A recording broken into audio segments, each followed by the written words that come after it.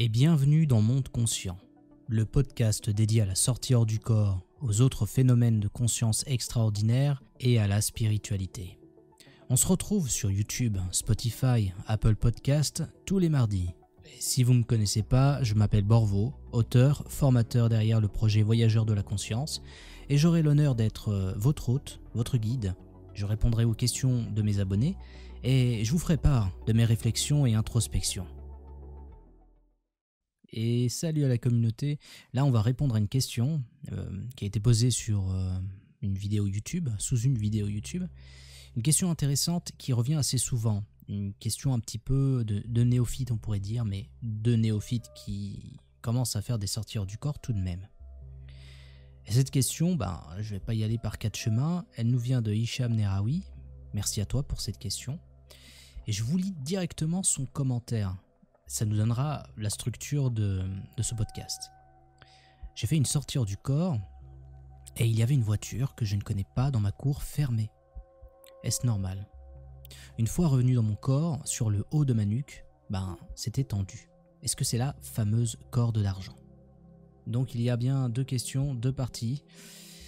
Alors, ça pose la question parce que si je reformule, c'est... Est-ce que c'est normal, quand je fais des sorties hors du corps, de voir que l'environnement physique, qui est censé être similaire à la réalité physique que j'expérimente avec mon corps physique, est-ce que c'est normal que ce ne soit pas la même? Est-ce que c'est normal qu'il y a des changements, des détériorations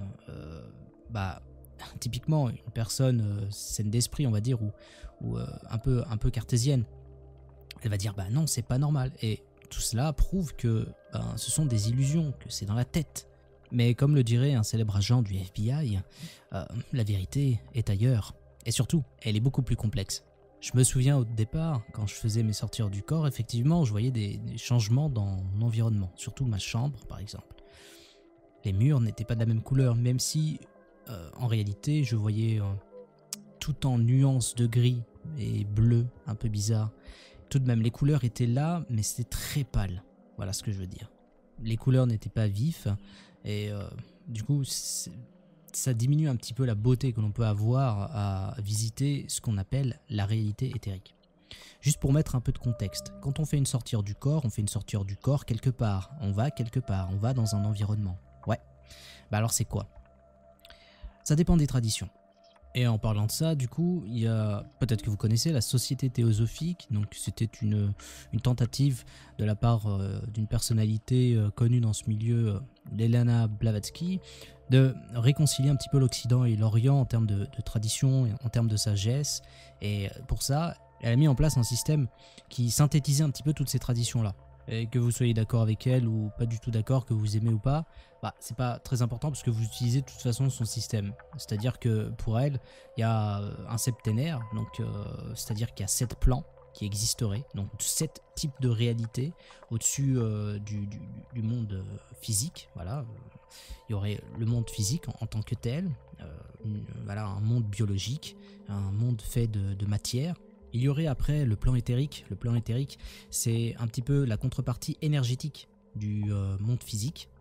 C'est là où on va en premier quand on réussit à faire une sortie hors du corps de A à Z, c'est-à-dire qu'on maîtrise le phénomène. Et du coup, quand on fait la sortie hors du corps, on va littéralement popper juste à côté de son corps physique dans sa chambre. Et à partir de là, on peut aller dans d'autres réalités où on reste dans celle-ci et ça nous permet de faire des vérifications. Ou alors, le cas échéant, le problème pour Hicham, c'est-à-dire de se retrouver dans une réalité où il y a des trucs qui sont familiers, mais il y a une voiture qui il la reconnaît pas, quoi. Donc, c'est quoi?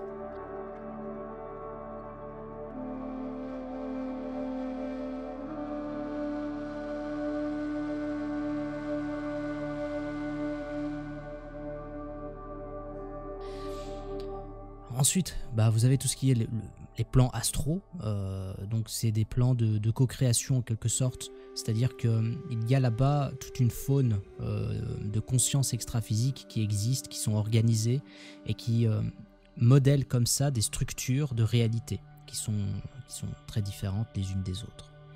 Donc le plan astral en soi, c'est un plan assez vaste où il y aurait le bas, le haut astral, etc. Bref. Vous avez ensuite le plan mental, c'est un plan assez pur, décrit par certains voyageurs comme Robert Bruce ou Robert Monroe, Vous avez ensuite le plan causal, le plan bouddhique, le plan atmique, qui toujours on va vers plus de subtilité jusqu'à arriver un petit peu vers la source en fait, ou Dieu, ou l'esprit soi. Donc ce système-là, sans le mettre à la poubelle, je m'y affaire pas plus que ça, parce que ça c'est ma démarche à moi, pardon je dévie un petit peu, mais ça fait partie de ma démarche, c'est de ne pas forcément considérer comme argent comptant tout ce qui a été écrit par certaines personnalités au-delà d'une certaine époque. Voilà.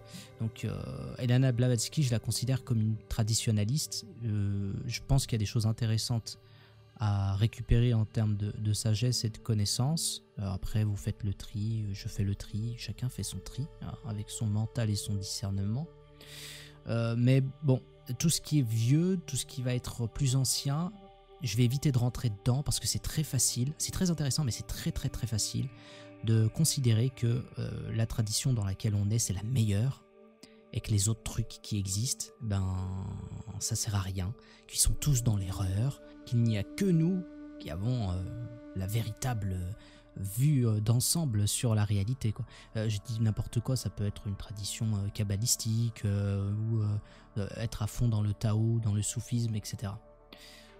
Bon, donc pour éviter ça, je me réfère juste aux auteurs pragmatiques qui ont fait des sorties hors du corps comme moi et qui ne sont pas dans une tradition, qui ont eux aussi en fait la démarche de se libérer de ça. Ok, bon, ça c'était, on ferme la parenthèse, mais c'est juste pour vous dire pourquoi dans ce podcast, je ne vais pas vous expliquer toutes les traditions qui existent et pourquoi Hicham il a vu une voiture qui était différente de celle qu'il avait, quoi.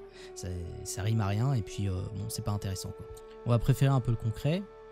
Et du coup, déjà, il y a plusieurs hypothèses qu'on doit prendre en compte quand on fait une sortie hors du corps. Et Hicham, donc, quand on se remet dans son contexte à lui, il a fait une sortie hors du corps, il était, du coup, d'après le système théosophique, dans la réalité éthérique, c'est-à-dire la contrepartie énergétique de notre monde à nous. Qu'est-ce que ça veut dire? C'est-à-dire que, contrairement au matérialisme qui considère qu'il y a d'abord la matière qui se forme, puis ensuite il y a une activité mentale qu'on peut peut-être appeler esprit ou autre qui se fait, eh bien d'autres personnes comme moi, et ça je suis d'accord avec tous les traditionalistes, il y a d'abord la conscience qui va former ce qu'on appelle un moule énergétique. Voyez-le comme un brouillon ou un canevas en fait de base qui va permettre par la suite de donner les instructions à la matière pour qu'elle puisse se former, pour qu'elle puisse s'agglomérer, pour qu'elle puisse se développer, afin qu'elle remplisse réellement ce moule et existe dans notre réalité. Donc on inverse un petit peu la causalité. C'est d'abord la conscience, c'est d'abord l'énergie, puis ensuite la matière. Et donc dans ce monde-là, on peut considérer du coup plusieurs hypothèses, comme je commençais à le dire, c'est-à-dire qu'il peut y avoir des réalités alternatives. Alors, je ne suis pas sûr de cette affirmation-là, mais il peut y avoir des réalités alternatives, c'est-à-dire qu'il y aurait plusieurs versions de notre monde physique qui coexisteraient au même endroit géographique. Ça rappelle un petit peu la physique de la théorie des cordes. Mais bon, je préfère moi aussi faire l'économie de ces nombreux univers parallèles qui existeraient en même temps. Parce que je pense que la nature, l'univers et le cosmos, bien qu'ils soient très très complexes, la complexité ne réside pas forcément dans le nombre. C'est pas dans les 1 milliard de réalités qui seraient, voilà, où il y a 1 milliard de Borvo qui seraient en train de faire un podcast par exemple sur la cuisine au lieu de le faire sur la conscience. C'est pas forcément ça qui me semble logique. À mon humble avis, bien sûr. Donc ça, les réalités alternatives, voilà, c'est une des hypothèses de travail. C'est-à-dire que Hicham, quand tu es sorti voilà, dans ta cour, en sortir du corps, tu étais dans un environnement extra-physique qui était l'image d'une autre réalité où il y avait une autre voiture que tu aurais achetée. C'est la première hypothèse. La seconde, attention au mot barbare, ce serait que ce que tu as vu était peut-être un morphophocène. Donc, qu'est-ce que c'est qu'un morphophocène? Ça nous vient de Valdoviera, encore une fois. C'est, d'après lui, et je le cite, un accident morphique persistant. oh là je vous ai perdu. Ne vous inquiétez pas. Bon, je vais vous donner un exemple, vous allez vite comprendre. Imaginez une plaine. Une plaine où deux armées, deux grandes armées, sont en train de batailler. Voilà, pour des terres, pour des vivres, pour le prestige, pour le destin, pour une femme. Ils sont en train de se batailler quelque part dans une plaine. Et à la fin, quand ils se sont bien trucidés, il ne reste que des cadavres, des flaques de sang et les survivants qui gémissent de douleur. Donc super, merci beaucoup pour cette scène, Borvo. Vous dites, excusez-moi, mais c'est pour vous dire tout simplement que vous pouvez imaginer la violence, le traumatisme et les émotions. Tout ça va venir impacter la réalité qui est juste au-dessus, c'est-à-dire la réalité éthérique et la réalité astrale. Parce que tout est interconnecté. Et du coup, plusieurs siècles après, il va rester une trace, il va rester une empreinte que par exemple un médium, si vous le mettez en plein milieu de cette plaine qui maintenant peut-être accueille un centre commercial ou un parc mettons, lui il va sentir déjà le malaise et il va pouvoir même capter de l'information parce qu'il y aura un morphophocène qui sera resté là. Voilà. Et ça peut rester pendant très longtemps. Et le truc c'est que plus c'est fort, plus il y a des grandes émotions, des enjeux, plus ça va rester longtemps. Donc imaginez bien que les batailles, les grands traumatismes, ces lieux-là sont en quelque sorte hantés par ces souvenirs. Et dans cette hypothèse, vous imaginez le corps de voyage d'Hicham qui sort, qui flotte, et il se retrouve dans la cour, et il y a une autre voiture que celle qu'il a l'habitude d'avoir. Bon, cette voiture, ça peut être une voiture qui était déjà là avant. C'est-à-dire que la voiture en question était une empreinte, celle de l'ancien propriétaire de l'endroit où habite Hicham. Et cette empreinte est restée. Parce que c'est peut-être quelque chose qui était important pour l'ancien propriétaire. Peut-être qu'il a toujours été parqué à cet endroit-là et ça laisse une empreinte qui va s'étioler avec le temps. Ça va disparaître. C'est qu'une voiture, c'est pas la guerre de sécession. Et aussi, il faut prendre conscience que la réalité éthérique, elle va pas forcément obéir à une contrainte temporelle. L'objet que vous allez voir ou tout simplement une partie de l'environnement peut ne pas obéir au temps présent. Par exemple, il se peut que cette voiture-là, c'est une voiture que Hicham va acquérir dans quelques années, peut-être l'année prochaine. Il nourrit peut-être déjà le désir de changer de voiture et du coup il l'a vu dans sa cour, en avant-première. Et cette hypothèse, elle entre en résonance avec mes propres expériences. Je me reconnais beaucoup dans cette hypothèse-là et dans l'expérience d'Hicham. Parce que les premières fois où ça m'est arrivé, je me suis posé la question en fait, est-ce que finalement tout ça, est-ce que c'est pas juste du rêve lucide? C'est pour ça qu'ensuite j'ai commencé à faire des vérifications. Parce que je me posais vraiment la question. Et je suis pas du genre à, du coup, juste parce que je réussis à faire cette expérience-là, automatiquement, oui, c'est extraordinaire, c'est une sortie du corps, c'est sûr et certain. Et il me faut des preuves en fait, parce que sinon, je pourrais pas communiquer de façon honnête par la suite aux gens. Et mis à part, bien sûr, tout le côté conscientiel, tout le côté, le plus qu'il y a à faire des sorties hors du corps et qui est ineffable en soi. Mais vraiment en gardant en tête juste la question de l'environnement, pourquoi c'est différent alors que c'est censé ne pas bouger. Si, ça bouge. C'est un environnement psychique. C'est un environnement psychique qui réagit au désir, qui réagit à la mémoire, qui réagit au symbole de l'inconscient. C'est-à-dire qu'il peut y avoir des perceptions subjectives. Vous avez peur d'une araignée, vous allez retrouver une araignée devant vous, alors que vous êtes dans un environnement éthérique. Voilà. C'est aussi simple que ça. Donc il est complètement normal de voir des choses qui sont différentes. Et si vraiment vous n'êtes pas sûr, vous faites comme moi, vous faites des vérifications. C'est-à-dire que vous allez visiter des lieux que vous ne connaissez pas, que vous n'êtes jamais allé visiter avec votre corps physique. Vous y allez, vous regardez, vous prenez des informations, vous revenez et puis après vous essayez de vérifier par la suite. Vous pouvez faire ça avec des magasins où vous n'êtes jamais allé, des boutiques, ça peut être des lieux comme une école, ça peut être n'importe quoi ou même chez les voisins. Vous n'êtes jamais allé les voir et du coup vous pourrez regarder un petit peu comment c'est la décoration, etc. quoi. Les grands moralisateurs s'abstiennent quand même. Oui, c'est pas bien de visiter les voisins, le consentement, etc., etc. C'est un peu plus complexe que ça. On va pas se limiter à ça. Il existe une éthique du voyageur, une éthique naturelle, qui est beaucoup liée à ce qu'on appelle la maturité conscientielle. Et du coup, on n'a pas forcément besoin de personnes qui voyagent pas nous dire ce qui est bien ou pas bien de faire. Parce que j'ai très souvent vu ça aussi. Pardon pour cette digression. Voilà donc deux hypothèses de travail. Il peut y en avoir plus. Les hypothèses, c'est là justement parce qu'il peut y en avoir beaucoup. Hypothèses qui ensuite deviennent des théories et après, on essaye de trouver des preuves pour soi-même. D'abord pour soi-même. Puis après, pour ceux qui sont très motivés, essayer de prouver pour les autres. Mais bon, la meilleure façon de prouver pour les autres, c'est que les autres ils fassent eux aussi des sorties du corps. Malheureusement, c'est comme ça dans ce domaine. La deuxième question, c'était par rapport à la nuque. Là, on entre dans la seconde partie. Donc Hicham, il avait une espèce de tension au niveau de la nuque et il se demandait si c'était la corde d'argent. Bah oui, c'est la corde d'argent en effet. Et il nous parle d'une tension au niveau de la nuque et c'est pas quelque chose d'anodin, ça c'est clair. Déjà, effectivement, il se peut qu'il existe une corde d'argent. Et il se peut aussi que, dans une certaine hypothèse, cette corde d'argent soit un morphophocène. Un petit peu comme la bataille dans la plaine. C'est-à-dire qu'elle est issue d'une croyance et du coup on a besoin un peu de ce lien ombilical avec le corps physique pour se sentir rassuré.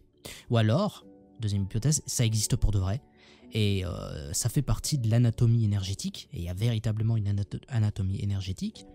Et du coup ce cordon ombilical, comme le ferait le cordon ombilical avec, entre une mère et puis entre le placenta et puis l'embryon, ça apporte de la nourriture. Donc, mais dans notre cas, nous, ça apporterait de l'information. Ça apporte de l'information et peut-être que ça joue un rôle dans le retour de l'information, de l'expérience dans le cerveau du corps physique. Au-delà de ça, la corde d'argent, on peut la sentir véritablement, on peut la toucher, alors que d'autres fois, on ne la touche pas. Il y a plein d'hypothèses par rapport à ça qui sont vraiment intéressantes à explorer, plein de possibilités. Mais pourquoi en fait il y aurait une tension par rapport à ça? C'est tout simplement une question de réintégration. À la fin d'une sortie du corps, normalement il y a un processus de réintégration du corps de voyage dans le corps physique. Mais des fois, c'est pas comment dire, c'est pas hyper lisse. C'est-à-dire que tout ne s'emboîte pas parfaitement. Et du coup, ça prend un petit peu de temps, ça prend quelques heures pour que tout s'emboîte correctement. Et tout ça, ça peut provoquer une gêne au niveau de la nuque. Ensuite, il y a quelque chose qu'on appelle la position Trendelenburg. C'est une position qu'on retrouve normalement dans tout ce qui est médical. C'est une position où on met le patient incliné, avec la tête en dessous du niveau des pieds. Voilà, donc, et là, il faut imaginer que quand on fait sa sortie hors du corps, il y a d'abord les pieds qui sortent, puis il y a la tête en dernier, et pareil, quand on revient dans son corps physique, il y a d'abord la tête qui vient, puis tout est un peu décalé. Et cela peut créer une tension. Donc ça nous vient encore de Valdo Vieira. Valdo Vieira que j'ai pas présenté forcément, mais que la communauté connaît peut-être déjà. C'est un voyageur hors du corps qui était copain avec Chico Xavier, qui a écrit pas mal de bouquins sur le spiritisme au Brésil. Spiritisme qui est presque une religion là-bas. Il s'est éloigné de ce côté-là, un peu religion, un peu spiritisme, etc. pour vraiment fonder ce qui pour lui est une science, mais qu'on pourrait considérer quand même comme une pseudo-science, c'est-à-dire la conscientologie. Et dedans, il y aurait la projectiologie, donc l'art, l'étude de la sortie hors du corps. Et du coup, de la conscience, des phénomènes extraordinaires. Et puis, qu'est-ce que ça veut dire en fait d'être humain, de la réalité, la maturité conscientielle. Bon, tout ça, ce sont des concepts qui viennent de lui et que je cite assez souvent. Je me considère pas comme un suiveur en fait de Valdo Vieira, mais ces concepts sont quand même très intéressants à partager parce que ça vient mettre déjà des catégories, des classements, ça donne un vocabulaire. Et ils sont partis de zéro, avec comme matière première juste leur expérience et une profonde volonté d'explorer. C'était tout pour cet épisode. J'espère que ça vous a donné quelques précisions sur ce qu'on peut vivre, notamment en sortir du corps, dans la réalité éthérique avec des changements, des transformations, des détériorations d'environnement. Merci encore pour la question, et d'ailleurs si vous avez vous aussi des questions un peu complexes à formuler à propos de la sortir du corps ou d'autres expériences, bon, j'ai pas forcément la science infuse, mais j'essaierai tout de même de vous proposer quelque chose d'intéressant, de vous donner un avis en tout cas. Alors n'hésitez pas, envoyez-moi un mail ou alors écrivez dans les commentaires de cette vidéo podcast sur YouTube par exemple. En espérant que ça vous a plu, abonnez-vous, likez, commentez, partagez et on se retrouve mardi pour un prochain épisode.